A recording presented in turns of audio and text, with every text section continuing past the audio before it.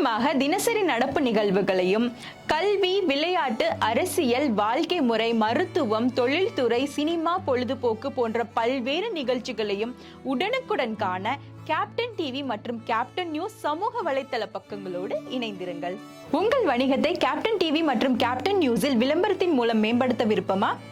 உடனே கீழே கொடுக்கப்படும் எண்ணிற்கு தொடர்பு கொள்ளுங்கள்.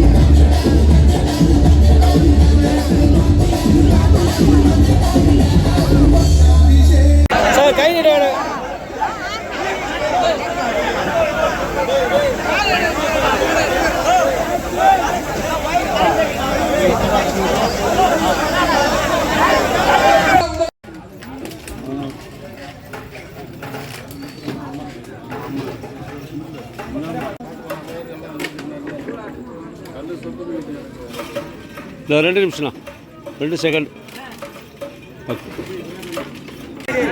சோழிகர் சார்பாக வருக வரவேற்று நன்றிகளை விடைபெறுகிறேன். நன்றி, வணக்கம்.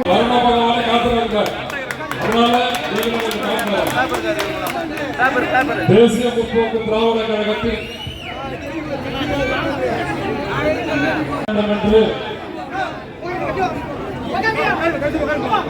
நமது தலைமை கழகத்திலே நம்முடைய இளைய வெயில் மழை என்று பாராமல் எனக்காக உழைத்த இந்த மக்களுக்கும் ஏன் சொன்ன என்னை முதலில் இந்த சோழர்களை தான் என்னுடைய ஜெர்ஜிகுமார், சாதிக் பாஷா, தமிழ்ச்செல்வன், அகிபாய், பார்த்திபன், நாகராஜ், சுபத்ரா, தமிழ்ச்செல்வி, உஷாராணி சொல்லலாம். நிறைய சொல்லலாம். சோழகிர பொறுத்தர், சோழகிர நகரத்தை பொறுத்த சோழகிர நகர மக்களை சொல்லலாம். இங்க வசிக்கின்ற திமுக கட்சிக்காரனை சார்ந்தவனை நிறைய திட்டலாம். ஏன் சொல்றேன்னா, என்னுடைய கேப்டன் சோழகிர தொகுதியில காரணத்தை எடுத்து நான் வெற்றி பெற்ற காரணத்தை வைத்த போது கூட்டணி இல்ல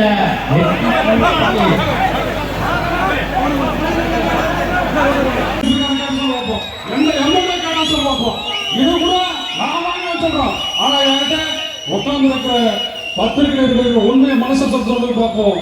உங்களெல்லாம் வந்து மறைச்சாங்க. மனோகர் தான் கொண்டு வந்தா. இன்னைக்கே சொல்லுவேன், சத்தியமா சொல்லுவேன், மனோகர் தான் சோழங்க ஃபர்ஸ்ட் கொண்டு வந்தாங்க சொல்றாங்க. ஐயா, இது நீங்க கொண்டு வந்ததுதான். இந்த கொண்டை ஊசி வலையை கொஞ்சம் ரெடி பண்ணி கொடுங்க. அதிகமாக ஆக்சிடென்ட் நிறைய சொல்றது. இன்னைக்கு அந்த கொண்டை ஊசி வலையை எப்படி போட்டப்படுறது? நீ ஃபர்ஸ்ட் கட்டுறதுக்கு 1 கோடி ரூபாய் இருக்காங்க இல்லையா? அந்த சட்டமன்ற இதிலிருந்து மக்கள் இந்த பக்கத்து மாவட்டத்தை சேர்ந்த நம்ம துணைச்சர் எல்கேஎஸ் சாரோட பிறந்த நாளும் இன்னைக்கு. இந்த நேரத்தில் என்னோட மாமா நம்மளோட எல்கேஎஸ் சாருக்கும் பிறந்தநாள் வாழ்த்துக்களை மாவட்ட சார்பாகவும் தேசிய முற்போக்கு திராவிட கழகம் சார்பாக நான் சொல்லிக்கிறேன். இன்னைக்கு பார்த்தீங்கன்னா அந்த மனோரஞ்சனை பத்தி சொல்லணும். அதை இதை கொந்தளிக்கிறது. இப்போ இந்த நேரத்தில் அண்ணனை பத்தி என்ன சொல்லணும்னா, நம்ம கட்சியில 29 எம்எல்ஏக்கள் இருந்தும் அன்னைக்கு எத்தனையோ பேர் பதவிக்கும் பணத்துக்கும் நம்ம கட்சிக்கு வந்து விலை போன காலத்தில் என்ன அழுத்தம் கொடுத்தாலும் எவ்வளவு கஷ்டம் இருந்தாலும் என் தலைவருக்காகவும் என்னை ஜெயிக்க வச்ச நிர்வாகிகள் தொண்டர்கள் சோழிகள் இருக்கிற அவங்களுக்காகவும் இந்த பொதுமக்களுக்காகவும் கடைசி வரைக்கும் இந்த கட்சிக்காக இருப்பேன் அப்படின்னு இருந்தார்ல. அதுதான் உண்மையான கேப்டனோட வளர்ப்பு. அன்னைக்கும் மகளிர் அணிக்கும் இந்த நேரத்தில் நான் மன்னிப்பு கேட்டுக்கிறேன். ஏன்னா காலையில இருந்து நான் வரும்போது ஃப்ளைட் ஒரு டிலே ஆயிடுச்சு. அப்புறம் தொடர்ந்து சென்னையில வரும்போது டிராபிக் ஆயிடுச்சு. அதனாலதான் 1 மணி நேரம் லேட்டா வந்தேன். முதல்ல அதுக்கு என்னோட சார்பாக நான் மன்னிப்பு கேட்டுக்கிறேன். இருந்தாலும் ஏன்னா ஒவ்வொரு பொதுக்கூட்டம் எத்தனையோ பொதுக்கூட்டம் மற்ற கட்சிக்காரங்க நான் பார்த்துருக்கேன், நியூஸ்ல நம்ம பார்த்துருக்கோம். நேரம் ஆக ஆக சேர்க்கள் காலியாகும், மக்கள்கள் போவாங்க. ஆனா நான் வரப்போ நீங்க மண்ணை தொண்டை வந்து தலை கட்டிட்டு வேஷ்டியை மடிச்சிட்டு சேர் உள்ள இறக்கி கொண்டு வந்துட்டே இருக்காரு. இதுதான் தேசிய முற்போக்கு திராவிட கழகம். ஏன்னா டைம் ஆக ஆக இன்னும் சேர் போட்டுட்டே இருக்காங்க. சேர் குறையல, இன்னும் எக்ஸ்ட்ரா 50 சேர் 100 சேர் உள்ள வந்துட்டே தான் இருக்கு. சரி டைம் ஆகும், சரி மகளிர் அணிகள் போவாங்கன்னா சொல்றேன்னா கேப்டன் அடிக்கடி எப்பயுமே நான் சொல்லுவேன், பா நீங்க சம்பாதிச்ச 1 ரூபாய் எனக்கு பணம் வேணாம், நீங்க சம்பாதிச்ச உள்ளங்கள், அந்த உள்ளத்துல எனக்கு ஒரு இடம் கிடைச்சா அது எனக்கு போதும்னா அது அதோட வெளிப்பாடு தான் இது. ஏன்னா கேப்டன் சம்பாதிச்ச 1 ரூபாய் காசு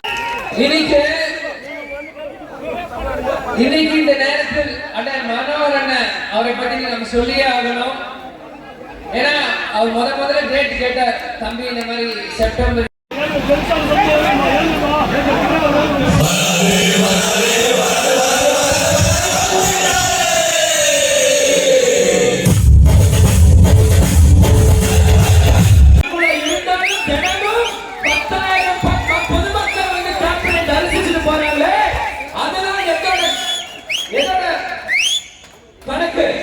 இன்னைக்கும் நம்ம அந்நியாரம் சரி, எங்க தொண்டர்களும் சரி, தினமும் குறைஞ்சவங்க 5000 இருந்து 10,000 பேருக்கு அன்னதானம் வழங்கிட்டு இருக்காங்க.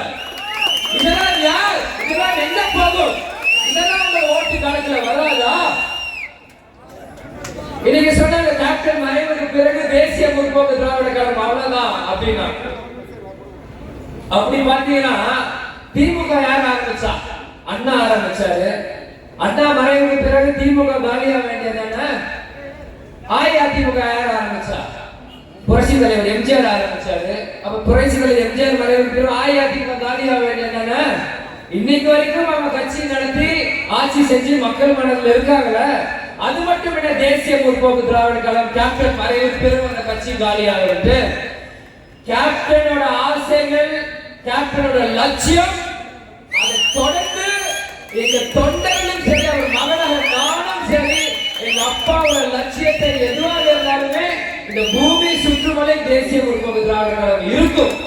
ஏன்னா ஒரு மனிதனா பிறந்தாருன்னா ஒரு 70 வயசு 80 வயசு கழிச்சு போனா 100 வயசு வாழலாம். அப்ப அந்த 100 வயசுல கட்சியும் சேர்த்துருக்கணும்னா எந்த எதிர்பார்ப்பும் இல்லாமல் இந்த கட்சியில என்ன ஒரு அப்படியே கோடிக்கணக்காக இன்வெஸ்ட் பண்ணி பிசினஸ் மேன், தொழிலதிபர், அப்படியே லட்சக்கணக்கான நடிகர்கள் இந்த மாதிரி ஆரம்பிச்ச கட்சியாக சாதா கூலி விவசாயி செய்யறவங்க, விவசாயம் செய்யறவங்க, கூலி தொழிலாளி நடுத்தர மக்கள் ஆரம்பிச்ச கட்சி தேசிய முற்போக்கு திராவிட கழகம். அதுதான் கேப்டனோட மாஸ், அதுதான் கேப்டனோட கெத்து. முதல்ல வந்து தம்பி அது முதல்ல வந்து என்ன கை கொடுக்கிறது யாருன்னா அந்த ஏர்போர்ட்ல கிளீன் பண்றவங்க இருந்து டிரைவர்ல இருந்து இந்த மாதிரி தான் தம்பி நான் நம்ம கட்சி நம்ம கார்டு எடுத்து சிங்கப்பூர்லயும் சைனாலையும் காமிக்கிறோம். இது எப்படி அந்த மாதிரி நடுத்தர மக்கள் ஆரம்பித்த கட்சி தான் ஒரு எளிமையான விவசாயிங்க கூலியும் வேலை செய்யறவங்க தான் தேசிய முற்போக்கு திராவிட கழகம். ஏன் சொல்றேன்னா ஒரு சின்ன ஒரு நிகழ்ச்சி இப்ப நான் திருச்சி போயிட்டு வந்தேன். என் நண்பர் ஒருத்தரை பார்த்தேன். அப்போ அவர் வந்து திமுக நண்பர் ஆரம்ப காலத்துல இருந்து, ஆனா இப்ப சமீபமா நம்ம கட்சியில இருக்காரு. அது ஒரு நிகழ்ச்சிக்கு அப்புறம் இன்னைக்கு அவர் குடும்பத்தோட வந்து தேசிய முற்போக்கு திராவிட திமுக வந்து நம்ம கட்சியில இறங்காங்க. என்னன்னா அவர் வந்து அங்க ஒரு செங்கசோட வச்சிருக்காரு திருச்சியில. அப்போ வந்து ஏதாச்சும் கேப்டன் இருந்த காலத்துல ஒரு நிகழ்ச்சி, அவருக்கு முன்னாடி கேப்டனை பார்க்க வாய்ப்பு இல்லை.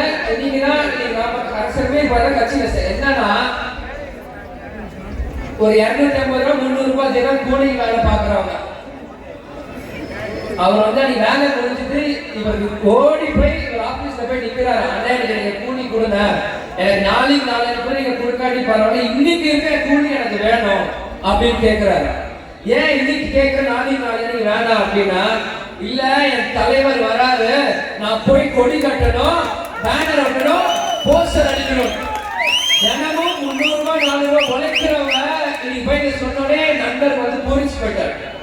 என்னப்பா ஒரு 300 ரூபாய் 400 ரூபாய் தான் இது அவங்க தினம் கூலி, அதை கொடுத்தாலே இன்னைக்கு போய் தலைவர் கேப்டன் வர அவருக்கு கொடி கட்டணும் பேனர் கட்டணும்ன்றாங்களே, இது எப்படி அப்படின்னா இதுதான் கேப்டன். ஏன்னா இங்க இருக்க ஒவ்வொரு ஒரு பாதிப்பு ஏற்படுத்தி இருப்பார். இப்போ கூட அண்ணன் சொன்னாங்க மாதிரி எனக்கு உடம்பு சரியில்லை, உண்மைதான். ஏன்னா எனக்கு வரும்போது எனக்கு கொஞ்சம் உடம்பு சரியில்லாம தான் இருக்குது. இங்க இருக்கும் போது எனக்கு வந்து கொஞ்சம் ஜலதோஷம் தலைவலி. எப்போ எங்க காலடி எடுத்து வச்சனோ, எப்போ நீங்க மக்கள் குரல் வந்து வசதி விஜய பிரபாகர் தேசிய முற்போக்கு திராவிட கழகம் சவுண்ட் விட்டீங்களோ, அந்த செகண்ட் இப்போ உடம்பு சரி ஆயிடுச்சா இல்லைன்னு கூட எனக்கு தெரியல. ஃப்ரெஷ்ஷா இருக்க, சூப்பரா இருக்க, இன்னும் எனக்கு எக்ஸ்ட்ரா புத்திர உள்ள புரிந்த மாதிரி இருக்கு. ஏன் இந்த உடம்பு சரியில்லை? இந்த செப்டம்பர் மாதம் முழுவதுமே தமிழ்நாடு முழுவதும் நம்ம சுற்றி இருக்கும் பல்வேறு பொதுக்கூட்டம்னால கொஞ்சம் ஒரு டயர்ட். எதுவுமே எனக்கு தெரியல. 10 மணி ஆகும், இன்னும் பெண்கள் இவ்வளவு பேர் இருக்கீங்களே, இதுதான் ஏன்னா இன்னைக்கு தமிழ்நாட்டில் இருக்க ஒரே ஒரு பெண் தலைவர் யாருன்னா அது திருமதி பிரேமலதா விஜயகாந்த், நம்ம பொதுச் செயலாளர் மட்டும்தான். அது யாருமே இல்லை. இன்னைக்கு தமிழ் எல்லா தலைவர் போட்டோவும் போடுங்க, அது வெறும் நம்ம பிரேமலதா நமக்கு பிரேமலதா விஜயகாந்த் அவங்களோட போட்டோ மட்டும்தான்.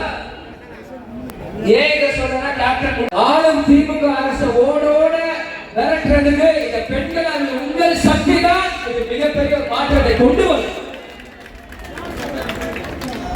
100க்கும் பீருக்கும் சோறுக்கும் விலை போகாமல் ஒவ்வொரு தேர்தலுமே வாக்கு அளிப்பீங்க. ஏன்னா இன்னைக்கு வந்து திமுக ஏதோ தாண்டா அப்படின்னு இருக்காங்க, அதெல்லாம் ஒண்ணுமே இல்லை.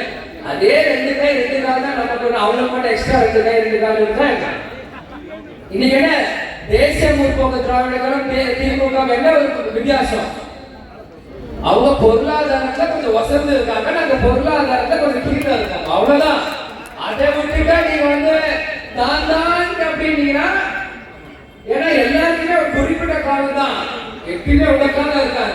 ஏன்னா கேப்டன் வரும்போது 10 வருஷம் ஆட்சியே வராம எப்படி திண்டாடி தயவு செஞ்சு மறந்துடாதீங்க. இன்னைக்கு கேப்டன் இல்லாத போது கேப்டன் இல்ல அப்படின்னு மட்டும் நினைச்சிடாதீங்க. இதுவரைக்கும் நீங்க கேப்டனை பார்த்திருப்பீங்க, பிரேமலதா விஜயகாந்த் பார்த்திருப்பீங்க. இப்ப 2 பேரும் கலந்து இந்த விஜய பிரபாகரன் நீங்க பாருங்க.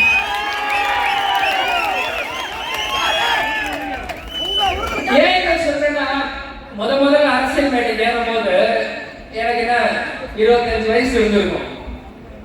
அப்போ கேப்டன் போய் சொன்னாங்க, கேப்டன் உடல்நல குறைவா இருக்கும்போது கேப்டன் சொன்ன நீ போ. எனக்கு வந்து கொஞ்சம் தயக்கமா இருந்தது. அப்ப அப்பா சொன்னார், தைரியமா போ, நம்ம தொண்டர்கள் கூட என்னைக்குமே துணை நிற்பாங்க. இந்த செகண்ட் வரைக்கும் எங்க தொண்டர்கள் தான் தைரியமா இருக்கான், புத்துணர்ச்சி கொடுத்துட்டு இருக்கான். ஏன் சொல்றேன்னா, தெரியும் நீங்க சொல்லுவீங்க. திருமதி பிரேமலதா விஜயகாந்த் வந்து ஜான்சி ராணி அப்படின்னு பட்டம் வச்சது சும்மா இல்ல, உண்மைதான். ஏன்னா கேப்டன் கொஞ்சம் உடல்நிலை சரியில்லா இருக்கும் போது நம்ம கட்சியை குதிரை மாதிரி சவாரி செஞ்சுட்டு தன் குடும்பத்தையும் கேப்டனையும் முதுகில் அந்த குழந்தை மாதிரி கட்டிட்டு ஒரு பெண்மணி இந்த செகண்ட் வரைக்கும் இந்த கட்சிக்காகவும் இந்த நாட்டு மக்களுக்காகவும் உழைச்சிட்டு இருக்காங்க. பெண்களாக நீங்கள் ஒரு சின்ன ஆதரவு மட்டும் மனசு நீங்க கொடுத்தீங்கன்னா எல்லா பசங்களும் தான். ஏன்னா கேப்டன் எப்பவுமே சொல்றாரு, ஒரு வாட்டி தேமுதிக ஆட்சியில உட்கார வச்சீங்கன்னா என்னைக்குமே எங்களை இறக்க முடியாதுதான். அதுதான் உண்மை. எங்க ஆட்சிக்குள்ள கொண்டு வரதுக்கு முன்னாடியே ஒவ்வொரு தேர்தலையும் தேமுதிக சுற்றி ஒரு நாடகம், ஒரு சூழ்ச்சி நடக்கும். அதுல தேசிய முற்போக்கு திராவிட கழகம் வந்து ஒரு தேவையான ஒரு பிம்பத்துக்கு மக்களுக்கு மத்தியில் தள்ளிப்பட்டோட அதை வாக்கு சாதனை குறை.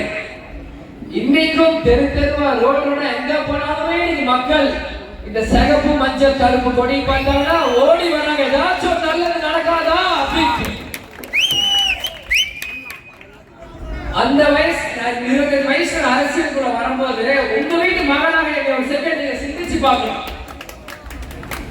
அன்னைக்கு எங்க அம்மாக்கும் உங்களுக்கு மாதிரி உங்க வீட்டுல ஒரு மகன் என்ன பண்ணும், காலேஜ் முடிச்சுட்டா என்ன சொல்லுவாங்க, அவன் நல்ல வேலைக்கு போகணும், கல்யாணம் பண்ணி இந்த குடும்பத்தை பார்த்துக்கணும். இந்த மாதிரி தான் ஒவ்வொரு பெற்றோரும் ஆலோசனை சொல்லுவாங்க. ஆனா கேப்டன் உடல்நிலை பாதிக்கும் போது இத்தனை வருஷம் 40 ஆண்டு காலமாக இந்த கட்சிக்காகவும் கேப்டனுக்காகவும் தன் சொந்த வேர்வையும் ரத்தையும் உழைச்சி இந்த தொண்டர்களுக்கு என்ன அந்த செகண்டுக்கு எல்லாத்தையுமே நான் தூக்கி போட்டு இந்த தம்பியா எங்க தொண்டர்கள் கூப்பிட்டாங்க, நீங்க கூப்பிட்டீங்க, நான் வந்துட்டேன், இனி உங்க கூட மட்டும்தான்.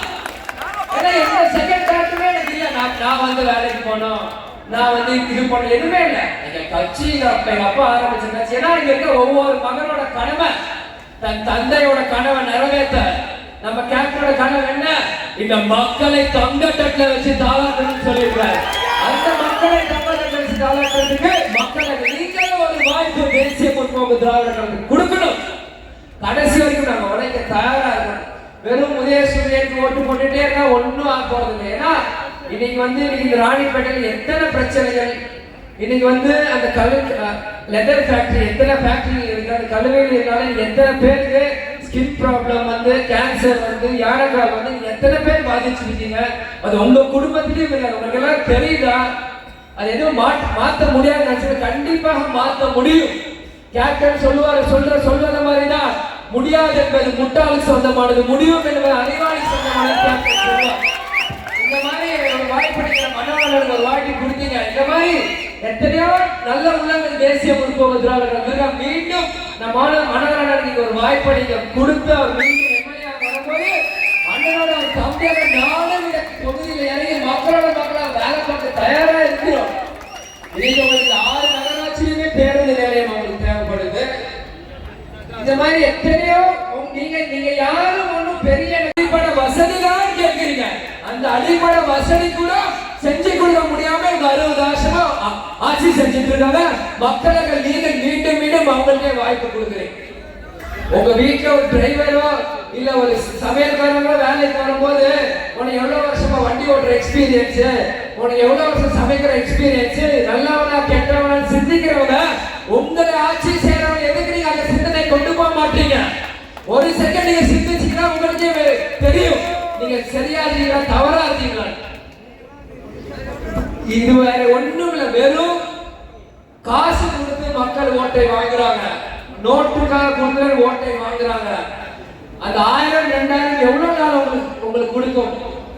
அந்த 1000 2000 ஒரு நாள் நீங்க மூடி வச்சிட்டீங்கன்னா வேணாம் போங்கடா நீங்க தோத்துனீங்கன்னா அடுத்த 5 வருஷம் உங்கள் ஆண்டு பொற்காலமான ஆட்சி அமைக்க முடியும். இது நிச்சயம். எல்லா இடத்துலயுமே இளைஞர்கள் வரணுன்றாங்க. ஏன் அரசியல் மட்டும் இளைஞர்கள் வந்தா பழிவிட மாட்டீங்க? ஏன்னா அடுத்த இளைஞர்கள் காலம். இன்னைக்கு எல்லாருமே 70 வயசு மேல வந்துட்டாங்க. இதுக்கு இருக்க தலைவர்கள் எல்லாமே இன்னும் அடுத்தது வந்து இளைஞர்கள் காலம். மக்களாக நீங்கள் இந்த நேரத்தில் கரெக்டா சிந்திச்சு செயல்படணும். இன்னைக்கு சில பேர் சொல்லுவாங்க விஜய் பிரபாகர் வந்து வாரிசு அரசியல் பண்றாரு. நான் வாரிசு அரசியல் பண்றேன்னு எனக்கு தெரியாது. ஏன் இதை சொல்றேன்னா அண்ணன் உதயநிதி ஸ்டாலின் மாதிரி எங்க அப்பா 6 வாட்டி, எங்க தாத்தா 6 வாட்டி முதல்வர் இல்ல, எங்க அப்பா துணை முதல்வர் இல்ல, மேயர் இல்ல. அதே மாதிரி இன்னைக்கு ஒரு அடுத்த இளைஞர் தலைவர் அண்ணாமலையான் இருக்கார். இன்னைக்கு ஒண்ணு அண்ணாமலையான் வந்து ஒரு சொந்த காசு மக்களுக்கு செலவு இல்ல. பிஜேபி அங்க டெல்லியில இருந்து அவர் இங்க ஒரு பொறுப்பாளராக போட்டு அவர் என்ன வேலை பார்க்கிறார். தப்பு இல்ல, நல்லது செய்யணும். ஆனா விஜய் பிரபாகர் இளைஞனா இன்னைக்கு நான் இங்க வரும்போது மக்களை நீங்கள் அன்னைக்கு நான் முதல்ல அரசியலுக்கு மேடையில ஏறும்போது அன்னைக்கு தேசிய முற்போக்கு திராவிடர்கள் எந்த எம்எல்ஏ இல்ல, மந்திரி இல்ல, எம்பி இல்ல, கவுன்சிலர் இல்ல. அன்னைக்கு கேப்டன் உடல்நலை குறைவு. இது எல்லாம் தாண்டி பொருளாதாரத்துல வந்து நாங்க குறைவா இருக்கோம். எல்லாம் தாண்டி துரோகத்தின் சூழ்ச்சியும் அன்னைக்கு தேசிய முற்போக்கு திராவிடர்கள் தள்ளப்பட்டுள்ளது. இது எல்லாத்தையுமே தெரிஞ்சியும் புரிஞ்சியும் தைரியமாக ஒரு இளைஞனாக நான் இந்த ஒரு பணி எடுத்து வைக்கிறனால் மக்களாக நீங்கள் இந்த நேரத்தில் எனக்கு ஆதரவு கொடுக்கணும்ட்டு உங்க வீட்டு வாங்க நான் உரிமையோட உங்களுக்கு கேட்பேன். ஏன்னா கேட்பது என் உரிமை, கொடுப்பது உங்க கடமை. இதுதான் ஏதோ புதுமையாக சென்னையில பண்றோம், ஒரு ரேஸ் நடத்துறோம். அது எத்தனை பேர் நீங்க பாத்தீங்க? அந்த ரேஸ் யாராச்சும் பாத்தீங்களா? சென்னைக்குள்ள ரேஸ் ஓட்டுறது. ஆனா நம்ம கொஞ்சம் ஓவர் ஸ்பீடா போனா வழியை நிறுத்தி ஓவர் ஸ்பீடு போலீஸை வச்சு லஞ்சம் வாங்குறது, லஞ்சம் செஞ்சு ஊழல் செய்யுது. அப்போ பாஸ்டா போன தப்பு. ஆனா ரேஸ் ஓட்டும் போது பாஸ்டா போனா தப்பு இல்லை. அந்த ரேஸ் நடத்துறது குறைஞ்சது 400 ல இருந்து 500 கோடி ரூபாய் செலவு செஞ்சிருக்காங்க அரசாங்கம் சார்பா. அந்த அதான் அன்னைக்கு யார் அப்ப போட்டு காசு செலவு செஞ்சாங்க. அந்த 400 ல இருந்து 500 கோடி எங்களுக்கு வேணாம். எங்க சொந்த மக்கள் அவ்வளவு காசு எங்களுக்கு வேணாம். ஒரு 5 கோடியில இருந்து 10 கோடி கொடுத்தீங்கன்னா சின்ன சின்ன அடிப்படை வசதியை மக்கள் நாங்க செலவு பண்ணி போயிருக்கோமே. அந்த ரேஸ் யாருக்கு? சாதா தொழிலாளருக்கா, ஏழ்மையான மக்களுக்கா? பணக்கார வீட்டு பசங்க வந்து வண்டி ஓட்டுறாங்க. அவங்க நீங்க 500 கோடி செலவு செஞ்சா வண்டி ஓட்டணும். அது ஸ்ரீபெரும்புதூர்ல ரேஸ் ட்ராக் அவன் காசு தான் ஓட்ட போறான். வேணும்னா கிராண்ட் பிரிக்ஸ் கொண்டாடுறவங்க இருக்கு, அங்க போய் அவன் போய் ஓட்ட போறான். நீங்க எதுக்கு 500 கோடி ரூபாய் செலவு செஞ்சு இருந்த சில கருப்பு பணத்தெல்லாம் வெள்ளையாக்கி ஒரு ரேஸ நடத்தி மக்கள் மனசில் ஏதாவது ஒரு புதுமையா பண்ணுது. வெறும் போட்டோ விஷயத்தோட ஆட்சி தான் இந்த திமுக செஞ்சுட்டு இருக்கு. இதை யாருக்கும் பேச ஏன்னா கேட்ட பயப்படுறோம். தேசிய பொறுப்பு கேப்டன் சொல்ற மாதிரி தான் எங்களுக்கு அடியில கனவில வழியில பயம் இல்லை. எங்களுக்கு என்ன? எங்களுக்கு எதுவுமே இல்லை. நாங்க சொல்லி பேசி போயிட்டே இருக்கோம். அவரை பத்தி விமர்சனம் வந்து அவர் தான் எங்க தருகிறாரு தவிர எங்க தானா வந்து நம்ம விமர்சிக்கணும்னு எங்களுக்கு ஆசை இல்லை. நீங்கள் தான் எங்க தருகிறீங்க, எங்க வந்து விமர்சனம் செய்யுங்க. அந்த மாதிரி தான் நம்ம ஆட்சி லட்சணம் இருக்கு. அதுக்காக தான் நீங்க தான் எங்க தலைவர்களை விமர்சனம் செய்ய தவிர எங்களுக்கு ஒன்றும் ஆட்சியை விமர்சனம் எங்களுக்கு ஒன்றும் ஆசை ஒன்றும் இல்லை. நீங்க என்ன கேப்டன் ஒரு இதுல சொல்லுவார், எனக்கு எந்த எம்எல்ஏ வேணாம் சாமி, நீங்க வந்து மக்கள் நல்லது செஞ்சா போதும், எல்லாரும் நானே கொடுத்துறேன். அதே தான் நாங்களும் சொல்றோம். மக்களுக்கு நீங்க நல்லது செஞ்சா நாங்க எதுக்கு நீங்க இருக்க போறோம்? மக்களுக்கு நல்லது செய்த நேரத்தினால் இன்னைக்கு புது புது கட்சிகள் புது புது தலைவர் வராங்க. இன்னைக்கு மக்களாக நீங்கள் இன்னும் சிந்திக்கணும். கரெக்டான தலைவர் யாரு நீங்க வந்து சூஸ் பண்ண மத்தவங்க வர விடல. 10 மணி ஆகும்போது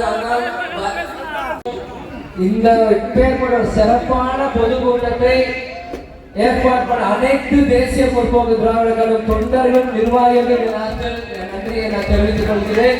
மேடையில வீட்டிற்கும் அனைத்து நிர்வாகிகளும் நன்றியை தெரிவித்துக் கொள்கிறேன். அதே மாதிரி நம்ம மாவட்ட அண்ணன் மனோகர் அண்ணனுக்கும் பக்கத்து மாவட்டத்தை சேர்ந்த அண்ணன் கிருஷ்ணமூர்த்தி அவர்களுக்கும் பிரதாபன் அவர்களுக்கும் புருஷோத்தமன் அவர்களுக்கும் ஹரி அவர்களுக்கும் எல்லாருக்குமே இந்த நேரத்தில் நன்றியை தெரிவித்துக் கொள்கிறேன். இவ்வளவு நேரம் பொறுமையா எனக்காக என்னை மதித்து எனக்காக என் பேச்சை கேட்ட அனைத்து பொதுமக்களுக்கும் மகளிர் அணிக்கும் இந்த நேரத்தில் நன்றியை நான் தெரிவித்துக் கொள்கிறேன். மீண்டும் ஒரு நாள் இன்னொரு பொதுக்கூட்டங்கள் சோழிகள் வந்து சிறப்பாக இன்னும் சிறப்பாக உங்களை வந்து நான் சந்திக்கும் வரை உங்களின் விடைபெற்று விஜய பிரபாகரன். தேசிய முற்போக்கு திராவிட கழகம் என்னைக்குமே கொடி கட்டி பறக்கும். நம்ம முரசு சட்டம் தமிழ்நாடு முழுவதும் அந்த சட்டம் வழங்கும். சொல்லிக்கிறேன். காவல்துறைக்கும் மீடியா நண்பர்களுக்கும் நான் நன்றியை கூறி விடைபெறுகிறேன். நன்றி, வணக்கம். நம்ம ஸ்போர்ட்ஸ் மினிஸ்டர் அண்ணன் உதயநிதி ஸ்டாலின் அண்ணன் ஏதோ புதுமையா சென்னையில பண்றோம், ஒரு ரேஸ் நடத்துறோம். அது எத்தனை பேர் நீங்க பாத்தீங்க? அந்த ரேஸ் யாராச்சும் பாத்தீங்களா? சென்னைக்குள்ள ரேஸ் ஓட்டுறது. ஆனா நம்ம கொஞ்சம் ஓவர் ஸ்பீடா போனா வழியை நிறுத்தி ஓவர் ஸ்பீடு போலீஸை வச்சு லஞ்சம் வாங்குறது, லஞ்சம் செஞ்சு ஊழல் செய்யுது. அப்போ பாஸ்டா போன தப்பு. ஆனா ரேஸ் ஓட்டும் போது பாஸ்டா போனா தப்பு இல்லை.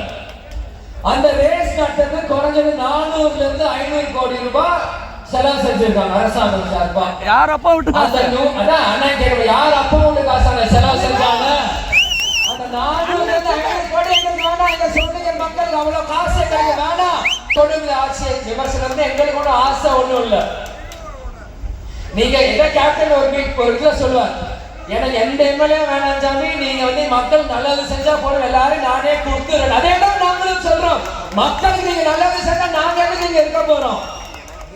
மக்களுக்கு நல்லது செய்த நேரத்தினால் இன்னைக்கு புது புது கட்சிகள் புது புது தலைவர்கள் வராங்க.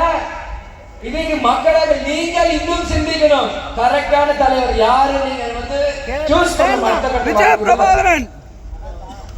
துல்லியமாக முக்கியமாக தினசரி நடப்பு நிகழ்வுகளையும் கல்வி, விளையாட்டு, அரசியல், வாழ்க்கை முறை, மருத்துவம், தொழில்துறை, சினிமா, பொழுதுபோக்கு போன்ற பல்வேறு நிகழ்ச்சிகளையும் உடனுக்குடன் காண கேப்டன் டிவி மற்றும் கேப்டன் நியூஸ் சமூக வலைத்தள பக்கங்களோடு இணைந்திருங்கள். உங்கள் வணிகத்தை கேப்டன் டிவி மற்றும் கேப்டன் நியூஸில் விளம்பரத்தின் மூலம் மேம்படுத்த விருப்பமா? உடனே கீழே கொடுக்கப்படும் எண்ணிற்கு தொடர்பு கொள்ளுங்கள்.